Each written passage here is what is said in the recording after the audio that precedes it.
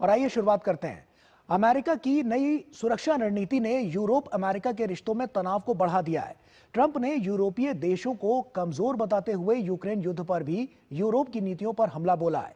वहीं जर्मनी और यूरोप ने ट्रंप की योजना को खारिज कर साफ कर दिया है कि वे अपनी दिशा खुद तय करेंगे। यूक्रेन मुद्दे पर बढ़ती तनातनी ने हालात को और पेचीदा बना दिया है।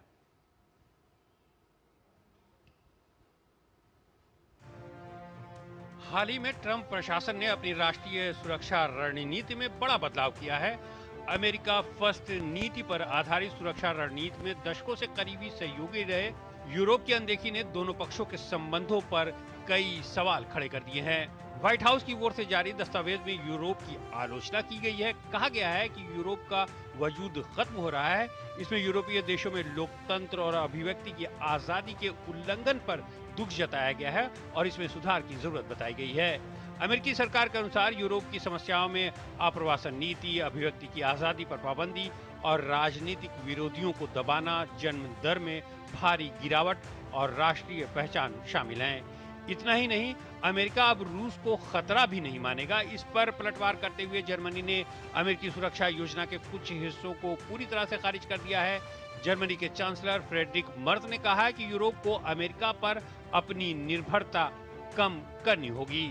नई योजना पर तनातनी के बीच राष्ट्रपति डोनाल्ड ट्रंप ने यूरोपीय देशों पर अपने बयानों का बाण छोड़ दिया, जिससे माहौल और गर्मा गया। उन्होंने यूरोपीय नेताओं को कमजोर बताते हुए कहा कि अपनी अहमियत खोते यूरोपीय देश न तो इमिग्रेशन नियंत्रित कर पा रहे हैं और न ही रूस के साथ चल रहे युद्ध को खत्म करने के लिए कोई ठोस कदम उठा पाए हैं। उन्होंने आरोप लगाया कि यूरोपीय देश चाहते हैं कि यूक्रेन अंतिम सांस तक लड़े। ट्रंप ने यह तीखा हमला ऐसे समय में किया है जब यूक्रेनी राष्ट्रपति जेलेंस्की यूरोपीय नेताओं फ्रांस, जर्मनी और ब्रिटेन के साथ मिलकर यूक्रेन के लिए संशोधित शांति प्रस्ताव पर काम कर रहे हैं। जेलेंस्की का कहना है कि अपडेटेड दस्तावेज जल्द ही अमेरिका को सौंप दिया जाएगा। ट्रंप रूस के साथ शांति वार्ता के लिए जेलेंस्की के सामने कड़ी शर्तें रखने के साथ यूक्रेन में चुनाव कराने का दबाव भी बना रहे हैं। दोनों मुद्दों पर जेलेंस्की ने साफ कह दिया है कि यूक्रेन की दिशा का फैसला अमेरिका नहीं बल्कि यूक्रेनी लोग करेंगे। अब ट्रंप के दबाव को कम करने के लिए जेलेंस्की ने ऐलान कर दिया है कि उन्हें चुनाव कराने में कोई आपत्ति नहीं है, लेकिन शर्त है कि युद्ध के बीच वोटिंग कराने के लिए सुरक्षा, लॉजिस्टिक और कानून तीनों की गारंटी मुहैया कराई जाए। अगर ऐसा होता है तो 3 महीने में चुनाव कराया जा सकता है। ट्रंप का मानना है कि जेलेंस्की युद्ध के मैदान में हार रहे हैं तो उन्हें रूस को क्षेत्रीय रियायत देनी चाहिए। रूस किसी भी समझौते से पहले पूर्वी यूक्रेन के पूरे डोनबास क्षेत्र पर नियंत्रण चाहता है, लेकिन जेलेंस्की रूस की शर्तों को पहले ही खारिज कर चुके हैं। ट्रंप को लगता है कि जेलेंस्की के इस रुख के पीछे यूरोप खड़ा है।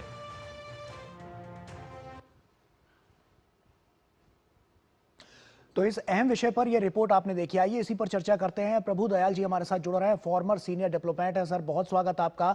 और उसी के साथ सबसे पहला सवाल कि ये जो कमजोर यूरोप वाली जो टिप्पणी है जो ट्रंप ने की है, क्या नाटो में जो पैसों को लेकर जो डिफरेंस है उस पर अपनी दबाव की रणनीति दिखाने के लिए क्या ये जो कदम है वो उठाया गया है ट्रंप द्वारा? आपको क्या लगता है? देखिए, ये जो आपने कहा कि जो नेटो के संबंध में ट्रंप कुछ नाराजगी जताते हुए हैं कि नाटो के देश जो उनसे 2% अपने जीडीपी का उनको देना होता है, जी। वो उसके लिए तैयार नहीं होते, कई उसमें देर करते हैं। इस बात से तो ट्रंप नाराज है।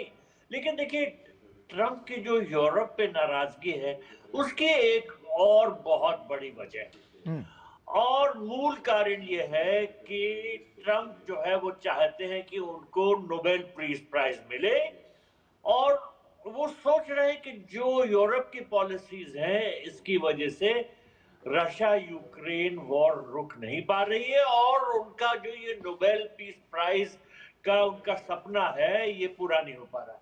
देखिए, असली वजह यह है कि ट्रंप ने पूरी ये सोच लगाई थी कि रूस को मना लेंगे और फिर पीस एग्रीमेंट हो जाएगा और उन्होंने अलास्का में पुतिन को बुलाया और रशियन लीडर्स के साथ बार बार अमेरिकन रिप्रेजेंटेटिव स्टीव विटकॉफ और जैरेड कुशनर की बातचीत होती रही कि वो ऐसा पीस एग्रीमेंट हो जो रशिया को मंजूर हो। जी। तो ऐसा ही एक 28 पॉइंट प्लान बनाया गया था, लेकिन वो पूरी तरह से ऐसा था कि वो रशिया का पक्ष ले रहा था। तो यूक्रेन ने और यूरोपियन लीडर्स ने उसको रिजेक्ट कर दिया, और यूक्रेन ने अमेरिका के साथ बातचीत की, और ये दूसरा पॉइंट छोटा एक प्लान बना जो 19 पॉइंट का था, जो कि यूक्रेन मंजूर करने के लिए तैयार था, लेकिन वो रूस को नहीं मंजूर। तो पूरा दोष जो है वो ट्रंप यूक्रेन को दे रहे हैं, ज़ेलेंस्की को दे रहे हैं, और साथ साथ यूरोपियन लीडर्स को, क्योंकि यूरोपियन लीडर्स ने खासतौर पे जर्मनी, यूके और फ्रांस ने भरपूर सपोर्ट दिया था यूक्रेन को, ताकि जबरदस्ती उसको ये जो ट्रंप का 28 पॉइंट प्लान था ये मानने को न मजबूर किया जाए। जी। तो इस वजह से ट्रंप जो है वो ज़ेलेंस्की से भी नाराज है, और वो साथ साथ यूरोपियन लीडर्स के साथ भी नाराज है, क्योंकि उनको लगता है इन्होंने जो वो पीस प्लान है वो पूरा नहीं होने दिया। और रूस तो मान गया था, लेकिन देखिए कैसे यूरोप और यूक्रेन ऐसा प्लान मानते जो पूरी तरह से रशिया के पक्ष में था। तो ट्रंप ने जो हमला है यूरोपियन लीडर्स और ज़ेलेंस्की के ऊपर और तेज कर दिया।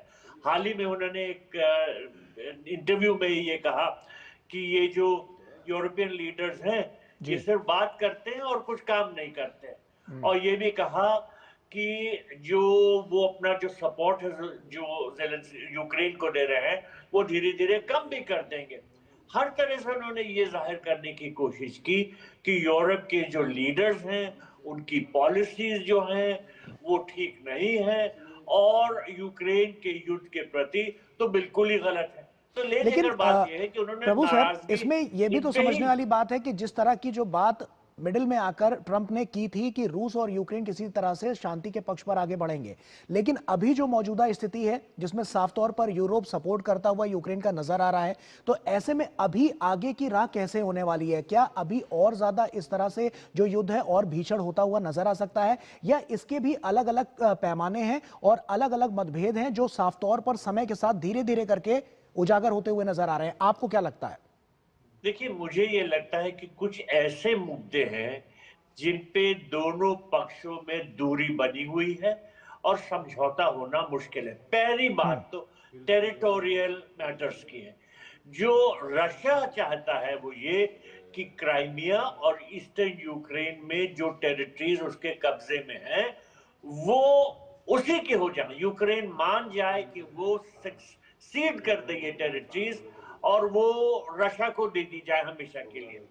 दूसरी बात, जो रशिया कहता है कि यूक्रेन को नेटो का सदस्य नहीं बनना चाहिए, और नेटो को अपने कॉन्स्टिट्यूशन में ये लिख देना चाहिए कि हम कभी भी यूक्रेन को मेंबर नहीं होने देंगे। तो नेटो इसके लिए तैयार है ना, यूक्रेन तैयार है, क्योंकि वो कहते हैं हमारा सॉवरेन राइट है। नेटो कहता है कि हम जिस यूरोपियन कंट्री को हमें शामिल होना है वो हो रहे हैं।